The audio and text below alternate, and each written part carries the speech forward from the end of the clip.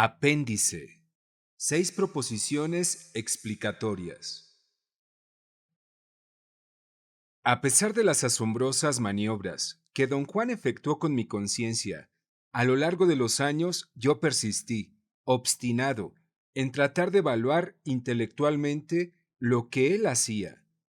Aunque he escrito mucho acerca de estas maniobras, siempre ha sido desde el punto de vista experiencial y además desde una posición estrictamente racional.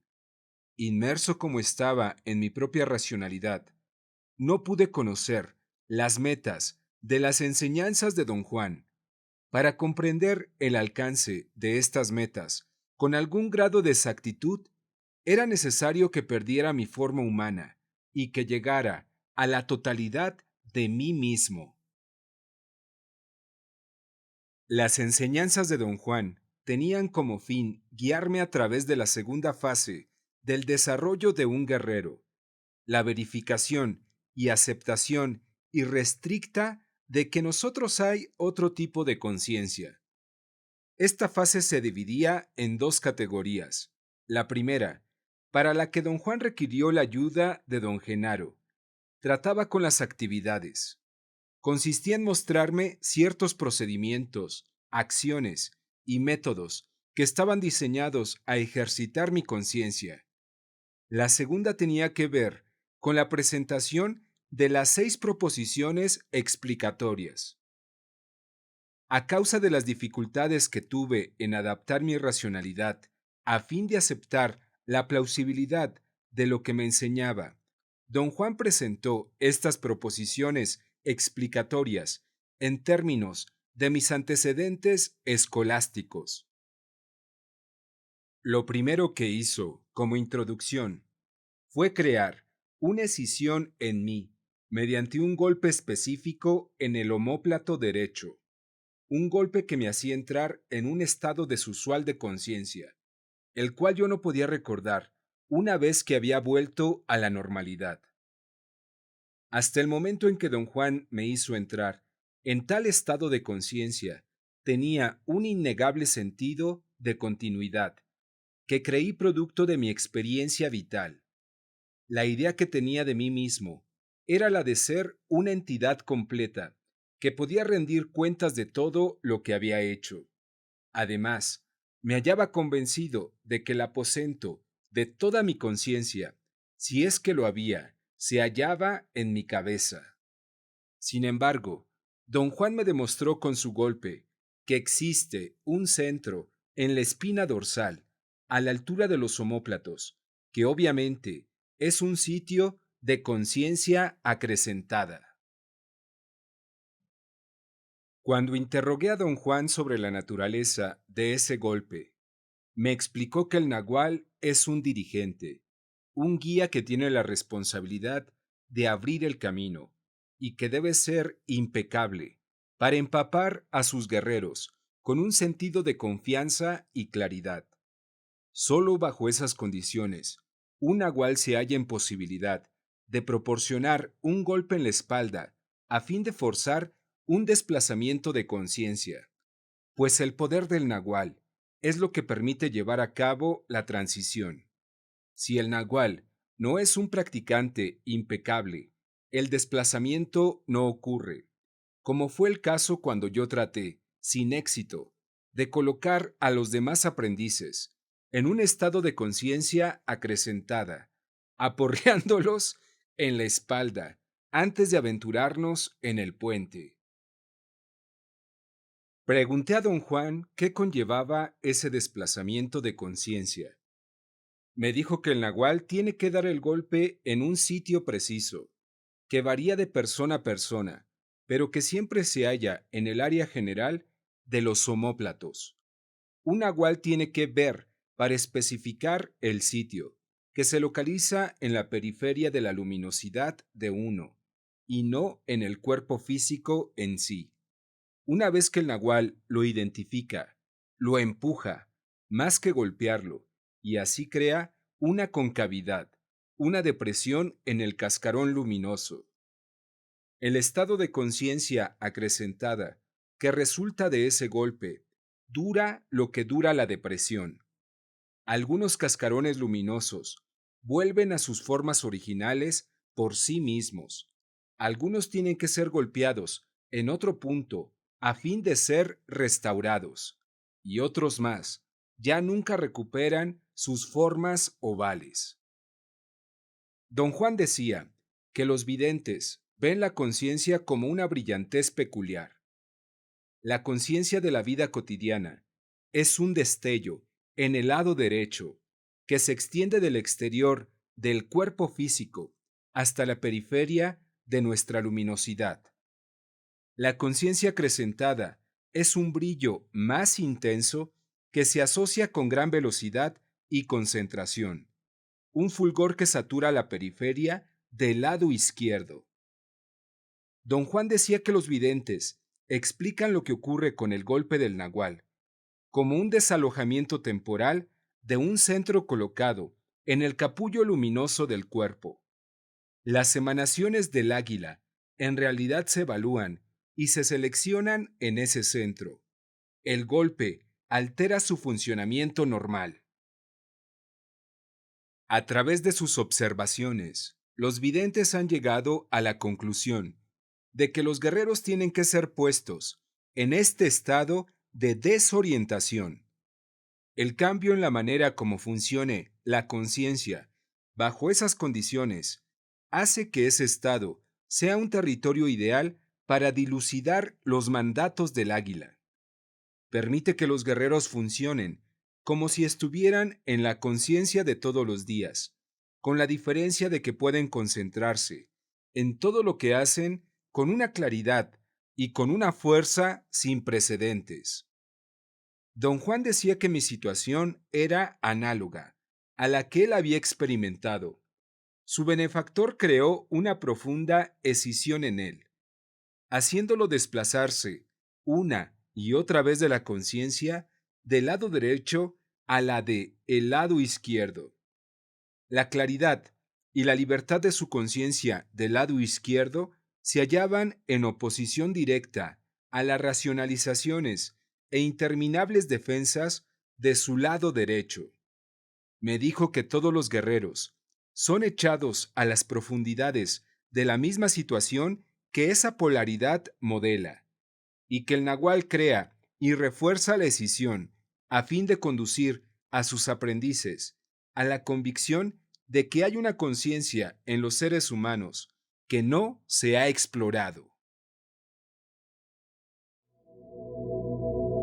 1. Lo que percibimos como mundo son las emanaciones del águila. Don Juan me explicó que el mundo que percibimos no tiene existencia trascendental. Como estamos familiarizados con él, creemos que lo que percibimos es un mundo de objetos que existen tal como los percibimos, cuando en realidad no hay un mundo de objetos, sino, más bien, un universo de emanaciones del águila. Esas emanaciones representan la única realidad inmutable. Es una realidad que abarca todo lo que existe, lo perceptible y lo imperceptible, lo conocible y lo inconocible. Los videntes que ven las emanaciones del águila las llaman mandatos a causa de su fuerza apremiante. Todas las criaturas vivientes son apremiadas a usar las emanaciones, y las usan sin llegar a saber lo que son. El hombre común y corriente las interpreta como la realidad, y los videntes que ven las emanaciones las interpretan como la regla. A pesar de que los videntes ven las emanaciones, no tienen manera de saber qué es lo que están viendo. En vez de enredarse con conjeturas superfluas, los videntes se ocupan en la especulación funcional de cómo se pueden interpretar los mandatos del águila. Don Juan sostenía que intuir una realidad que trasciende el mundo que percibimos se queda en el nivel de las conjeturas. No le basta a un guerrero conjeturar que los mandatos del águila son percibidos instantáneamente por todas las criaturas que viven en la tierra. y que ninguna de ellas los perciben de la misma manera. Los guerreros deben tratar de presenciar el flujo de emanaciones y ver la manera como el hombre y otros seres vivientes lo usan para construir su mundo perceptible. Cuando propuse utilizar la palabra descripción en vez de emanaciones del águila, don Juan me aclaró que no estaba haciendo una metáfora. Dijo que la palabra descripción conota un acuerdo humano y lo que percibimos emerge de un mandato en el que no cuentan los acuerdos humanos.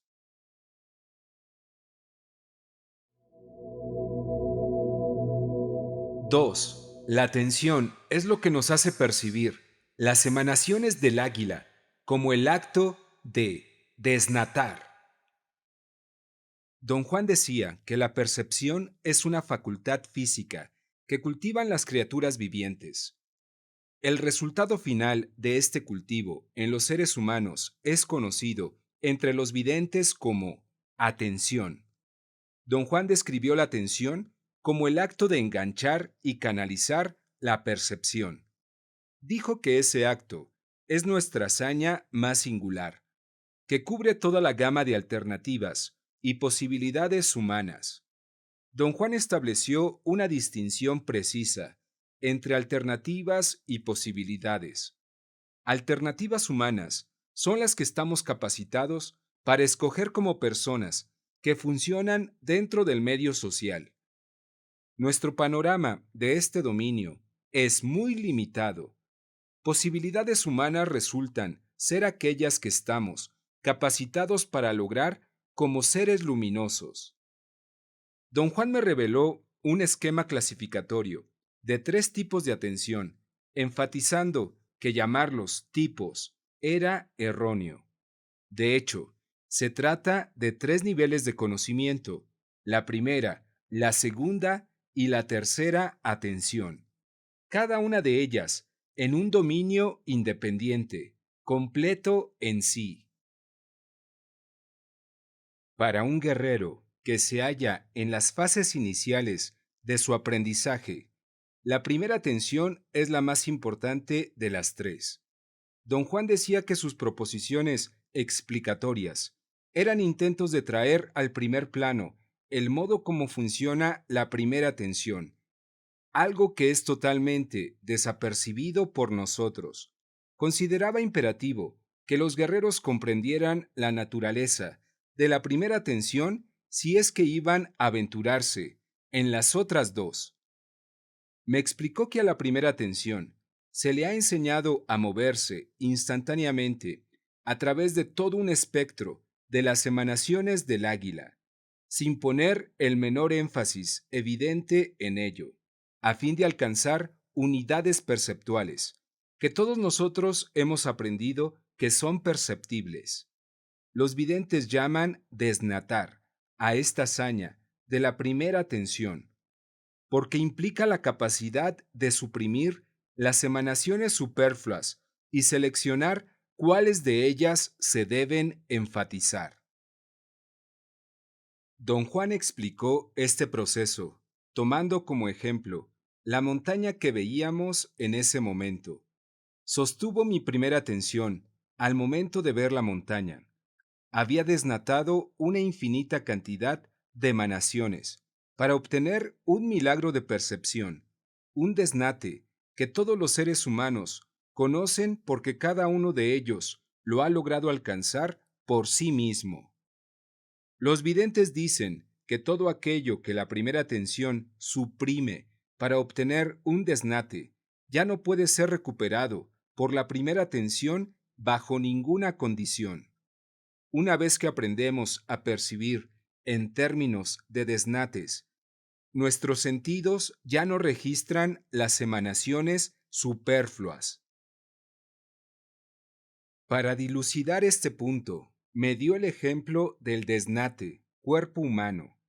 Dijo que nuestra primera atención está totalmente inconsciente de las emanaciones que componen el luminoso cascarón externo del cuerpo físico. Nuestro capullo oval, no está sujeto a la percepción. Se han rechazado las emanaciones que lo harían perceptible en favor de las que permiten a la primera atención percibir el cuerpo físico, tal como lo conocemos. Por tanto, la meta perceptual que tienen que lograr los niños mientras maduran consiste en aprender a aislar las emanaciones apropiadas con el fin de canalizar su percepción caótica y transformarla en la primera atención. Al hacerlo, aprenden a construir desnates. Todos los seres humanos maduros que rodean a los niños les enseñan a desnatar. Tarde o temprano, los niños aprenden a controlar su primera atención a fin de percibir los desnates en términos semejantes a los de sus maestros. Don Juan nunca dejó de maravillarse con la capacidad de los seres humanos de impartir orden al caos de la percepción. Sostenía que cada uno de nosotros, por sus propios méritos, es un mago magistral, y que nuestra magia consiste en imbuir de realidad los desnates que nuestra primera atención ha aprendido a construir. El hecho de que percibimos en términos de desnates es el mandato del águila, pero percibir los mandatos como objetos es nuestro poder, nuestro don mágico. Nuestra falacia, por otra parte, es que siempre acabamos siendo unilaterales al olvidar que los desnates solo son reales en el sentido de que los percibimos como reales, debido al poder que tenemos para hacerlo. Don Juan llamaba a esto un error de juicio que destruye la riqueza de nuestros misteriosos orígenes. 3. A los desnates les da sentido el primer anillo de poder. Don Juan decía que el primer anillo de poder es la fuerza que sale de las emanaciones del águila para afectar exclusivamente a nuestra primera atención. Explicó que se le ha representado como un anillo a causa de su dinamismo, de su movimiento ininterrumpido. Se le ha llamado anillo de poder debido, primero, a su carácter compulsivo y segundo, a su causa de su capacidad única de detener sus obras, de cambiarlas o de revertir su dirección. El carácter compulsivo se muestra mejor en el hecho de que no solo apremia a la primera atención a construir y perpetuar desnates, sino que exige un consenso de todos los participantes. A todos nosotros se nos exige un completo acuerdo sobre la fiel reproducción de desnates, pues la conformidad al primer anillo de poder tiene que ser total. Precisamente esa conformidad es la que nos da la certeza de que los desnates son objetos que existen como tales, independientemente de nuestra percepción. Además, lo compulsivo del primer anillo de poder no cesa después del acuerdo inicial, sino que exige que continuamente renovemos el acuerdo. Toda la vida tenemos que operar como si, por ejemplo, cada uno de nuestros desnates fueran perceptualmente los primeros para cada ser humano, a pesar de lenguajes y de culturas.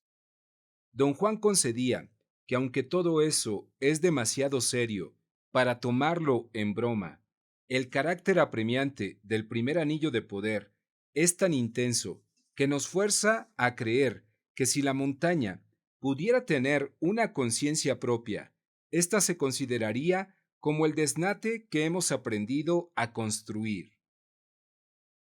La característica más valiosa que el primer anillo de poder tiene para los guerreros es la singular capacidad de interrumpir su flujo de energía o de suspenderlo del todo.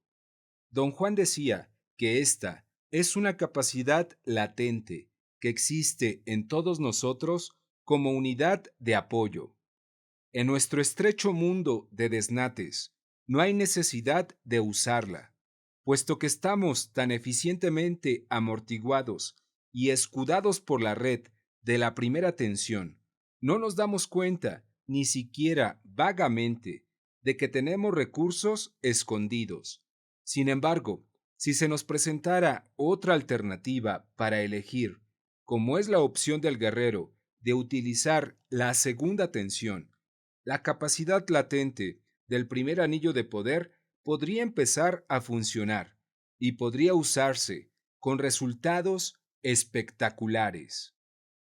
Don Juan subraya que la mayor hazaña de los brujos es el proceso de activar esa capacidad latente. Él lo llama bloquear el intento del primer anillo de poder. Me explicó que las emanaciones del águila, que ya han sido aisladas por la primera tensión para construir el mundo de todos los días, ejerce una presión inquebrantable en la primera tensión. Para que esta presión detenga su actividad, el intento tiene que ser desalojado. Los videntes llaman a esto una obstrucción o una interrupción del primer anillo de poder. 4. El intento es la fuerza que mueve al primer anillo de poder.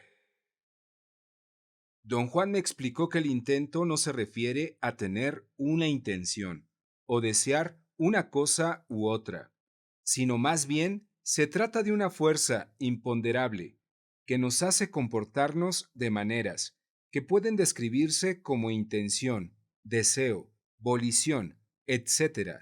Don Juan no lo presentaba como una condición de ser, proveniente de uno mismo, tal como es un hábito producido por la socialización o una reacción biológica, sino más bien lo representa como una fuerza privada, íntima, que poseemos y usamos individualmente como una llave que hace que el primer anillo de poder se mueva de maneras aceptables.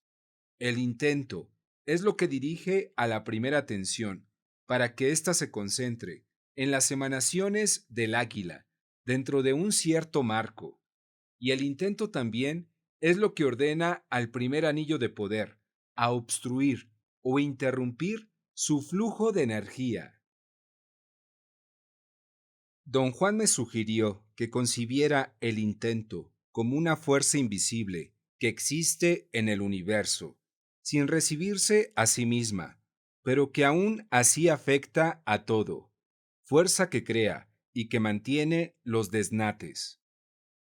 Aseveró que los desnates tienen que recrearse incesantemente para estar imbuidos de continuidad, a fin de recrearlos cada vez con el frescor que necesitan para construir un mundo viviente. Tenemos que intentarlos cada vez que los construimos. Por ejemplo, tenemos que intentar la montaña, con todas sus complejidades, para que el desnate se materialice completo. Don Juan decía que para un espectador que se comporta exclusivamente con base en la primera tensión sin la intervención del intento, la montaña aparecería como un desnate enteramente distinto.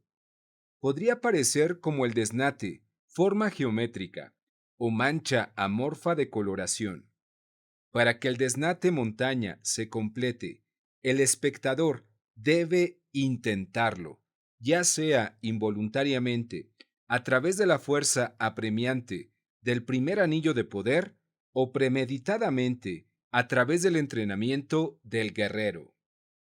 Don Juan me señaló las tres maneras como nos llega el intento. La más predominante es conocida por los videntes como el intento del primer anillo de poder.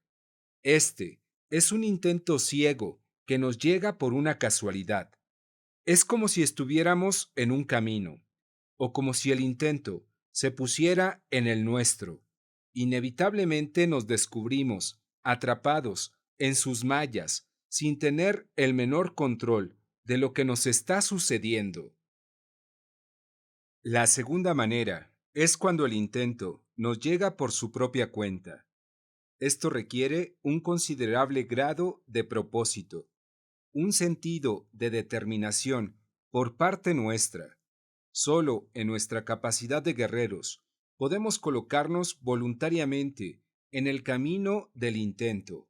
Lo convocamos, por así decirlo. Don Juan me explicó que su insistencia por ser un guerrero impecable no era nada más que un esfuerzo por dejar que el intento supiera que él se está poniendo en su camino. Don Juan decía que los guerreros llaman poder a este fenómeno, así que cuando hablan de tener poder personal, se refieren al intento que les llega voluntariamente. El resultado, me decía, puede describirse como la facilidad de encontrar nuevas soluciones o la facilidad de afectar a la gente o a los acontecimientos. Es como si otras posibilidades, desconocidas previamente por el guerrero, de súbito se volviesen aparentes. De esta manera, un guerrero impecable nunca planea nada por adelantado, pero sus actos son tan decisivos que parece como si el guerrero hubiera calculado de antemano cada faceta de su actividad. La tercera manera, como encontramos al intento, es la más rara y compleja de las tres. Ocurre cuando el intento nos permite armonizar con él. Don Juan describía este estado como el verdadero momento de poder, la culminación de los esfuerzos de toda una vida en busca de la impecabilidad. Solo los guerreros supremos lo obtienen, y en tanto se encuentran en ese estado, el intento se deja manejar por ellos, a voluntad. Es como si el intento se hubiera fundido en esos guerreros, y al hacerlo los transforma en una fuerza pura, sin preconcepciones. Los videntes llaman a este estado el intento del segundo anillo de poder o voluntad. 5. El primer anillo de poder puede ser detenido mediante un bloqueo funcional de la capacidad de armar desnates. Don Juan decía que la función de los no haceres es crear una obstrucción en el enfoque habitual de nuestra primera atención. Los no haceres son, en este sentido, maniobras destinadas a preparar la primera atención para el bloqueo funcional del primer anillo de poder, o, en otras palabras, para la interrupción del intento. Don Juan me explicó que este bloqueo funcional, que es el único método de utilizar sistemáticamente la capacidad latente del primer anillo de poder, representa una interrupción temporal que el benefactor crea en la capacidad de armar desnates del discípulo. Se trata de una premeditada y poderosa intrusión artificial en la primera tensión, con el objeto de empujarla más allá de las apariencias que los desnates conocidos nos presentan. Esta intrusión se logra interrumpiendo el intento del primer anillo de poder. Don Juan decía que para llevar a cabo la interrupción, el benefactor trata al intento como lo que verdaderamente es: un proceso, un flujo, una corriente de energía que eventualmente puede detenerse o reorientarse. Una interrupción de esta naturaleza, sin embargo, implica una conmoción de tal magnitud que puede forzar al primer anillo de poder a detenerse del todo.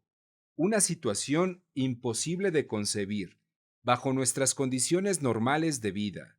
Nos resulta impensable que podamos desandar los pasos que tomamos al consolidar nuestra percepción, pero es factible que bajo el impacto de esa interrupción podamos colocarnos en una posición perceptual muy similar a la de nuestros comienzos, cuando los mandatos del águila eran emanaciones que aún no imbuíamos de significado. Don Juan decía que para cualquier procedimiento que el benefactor pueda cesar para crear esta interrupción, tiene que estar íntimamente ligada con su poder personal. Por tanto, un benefactor no emplea ningún proceso para manejar el intento, sino que a través de su poder personal lo mueve y lo pone al alcance del aprendiz. En mi caso, don Juan logró el bloqueo funcional del primer anillo de poder mediante un proceso complejo que combinaba tres métodos: ingestión de plantas alucinógenas, manipulación del cuerpo y maniobrar el intento mismo. En el principio, don Juan se apoyó fuertemente en la ingestión de plantas alucinogénicas, al parecer a causa de la persistencia de mi lado racional. El efecto fue tremendo, y sin embargo, retardó la interrupción que se buscaba. El hecho de que las plantas fueran alucinogénicas le ofrecía a mi razón la justificación perfecta para congregar todos sus recursos disponibles, para continuar ejerciendo el control. Yo estaba convencido de que podía explicar lógicamente cualquier cosa que experimentaba, junto con las inconcebibles hazañas que don Juan y don Genaro solían llevar a cabo para crear las interrupciones, como distorsiones perceptuales causadas por la ingestión de alucinógenos.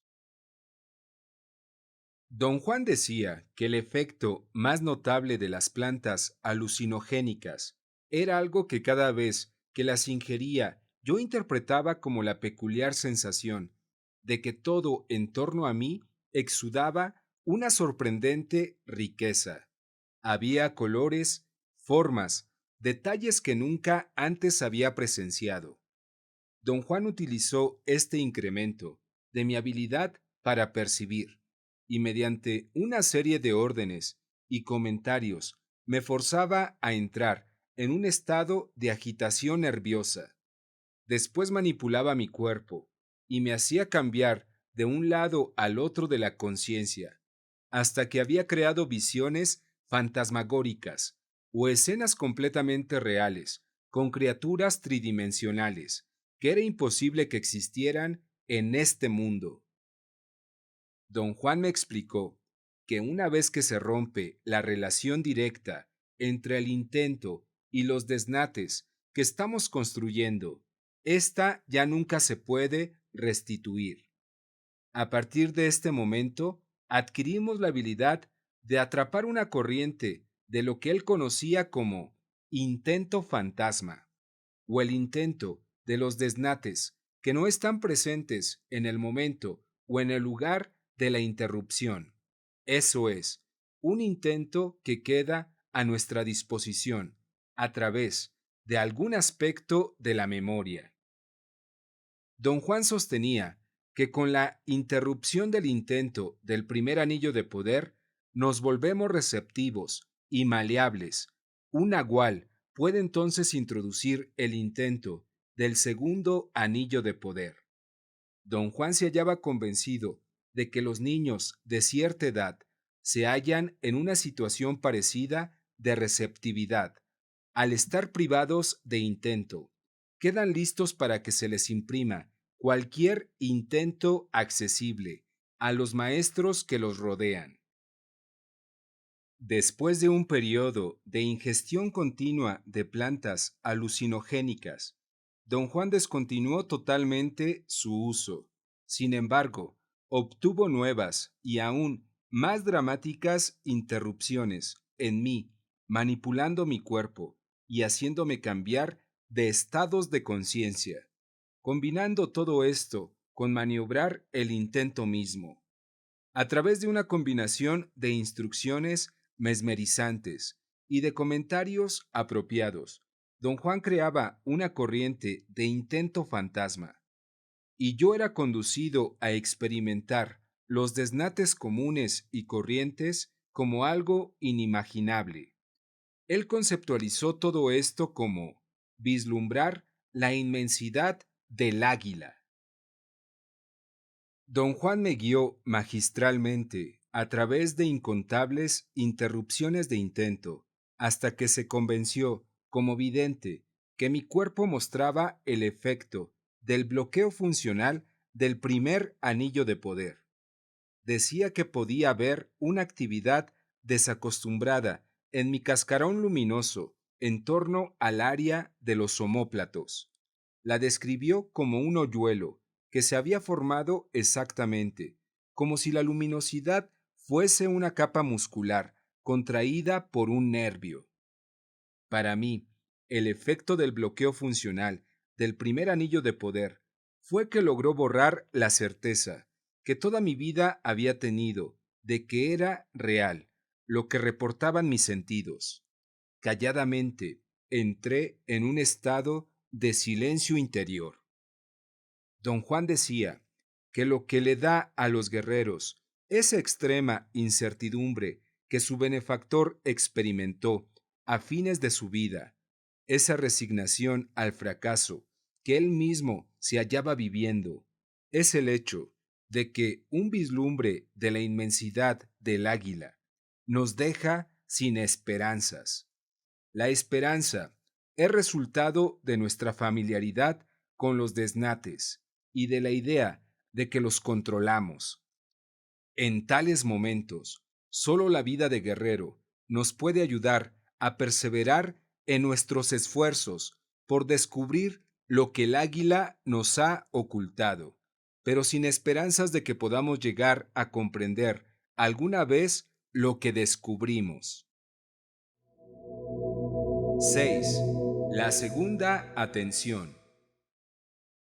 Don Juan me explicó que el examen de la segunda atención debe de comenzar con darse cuenta de que la fuerza del primer anillo de poder, que nos encajona, es un lindero físico, concreto.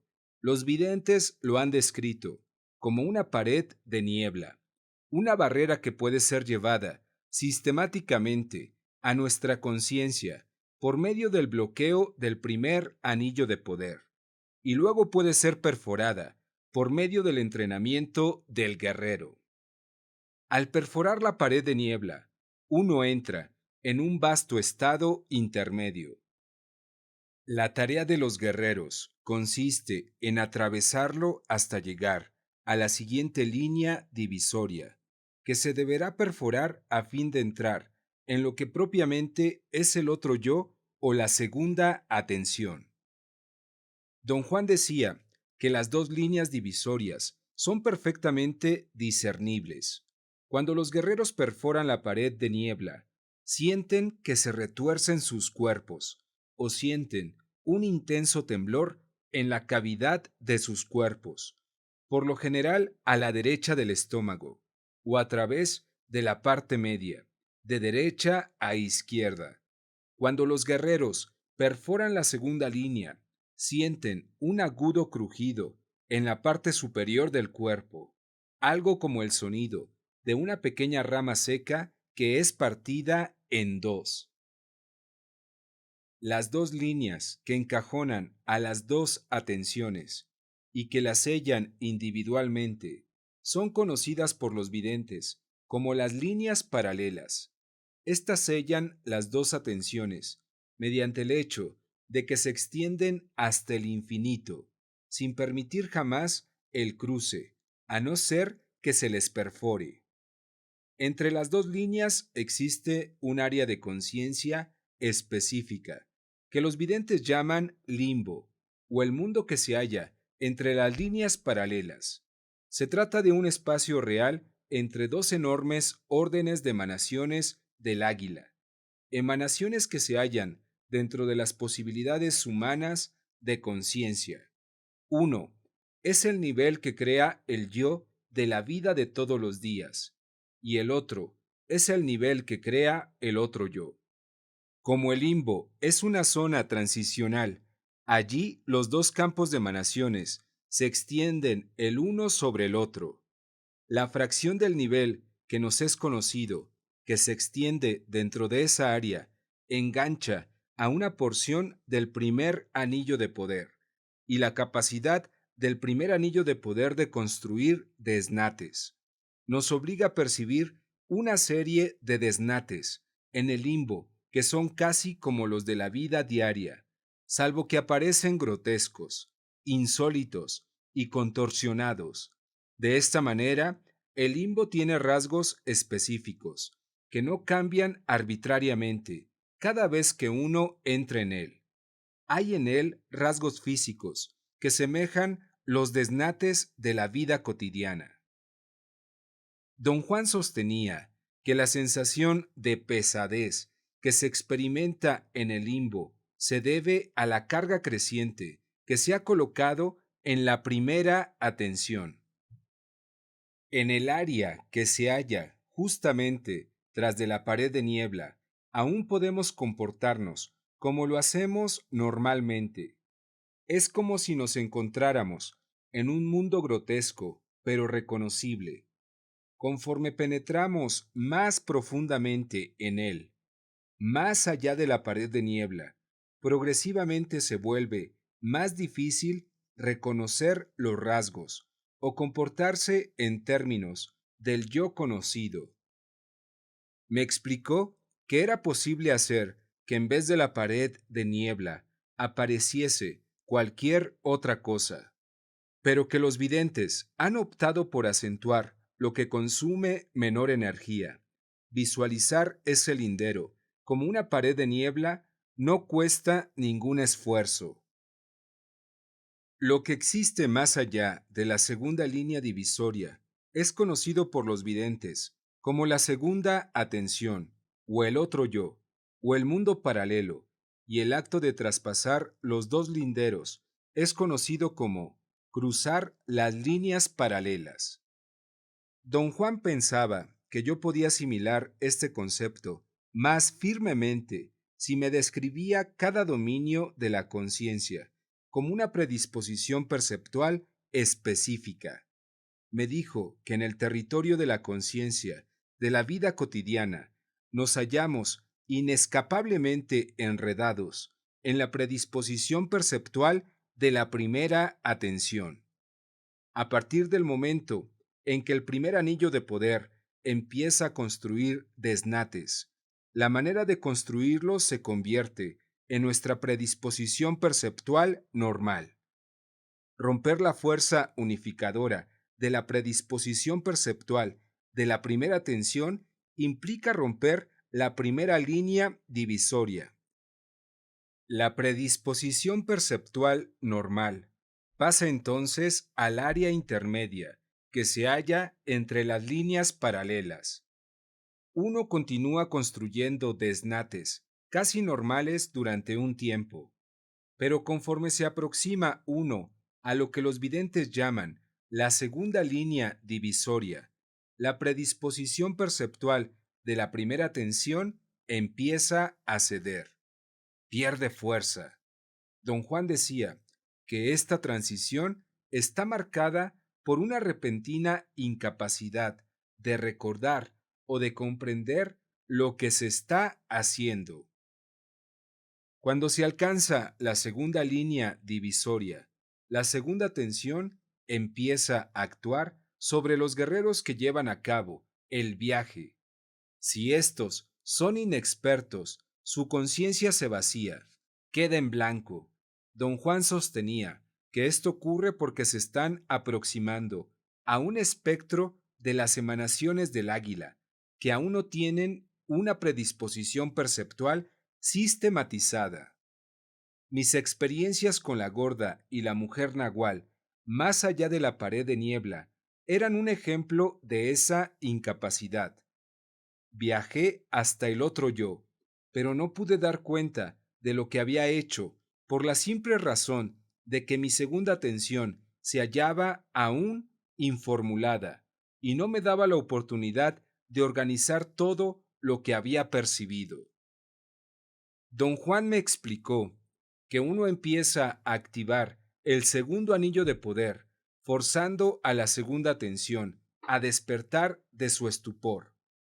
El bloqueo funcional del primer anillo de poder logra esto. Después, la tarea del maestro consiste en recrear la condición que dio principio al primer anillo de poder. la conclusión de estar saturado de intento. El primer anillo de poder es puesto en movimiento por la fuerza del intento, dado por quienes enseñan a desnatar. Como maestro mío, él me estaba dando, entonces, un nuevo intento, que crearía un nuevo medio perceptual. Don Juan decía que toma toda una vida de disciplina incesante, que los videntes llaman intento inquebrantable, preparar al segundo anillo de poder para que pueda construir desnates del otro nivel de emanaciones del águila. Dominar la predisposición perceptual del yo paralelo es una hazaña de valor incomparable que pocos guerreros logran. Silvio Manuel era uno de esos pocos. Don Juan me advirtió que no se debe intentar dominarla deliberadamente. Si esto ocurre, debe ser mediante un proceso natural que se desenvuelve sin un gran esfuerzo de nuestra parte. Me explicó que la razón de esta indiferencia estriba en la consideración práctica de que al dominarla simplemente se vuelve muy difícil romperla, pues la meta que los guerreros persiguen activamente es romper ambas predisposiciones perceptuales para entrar en la libertad final de la tercera tensión.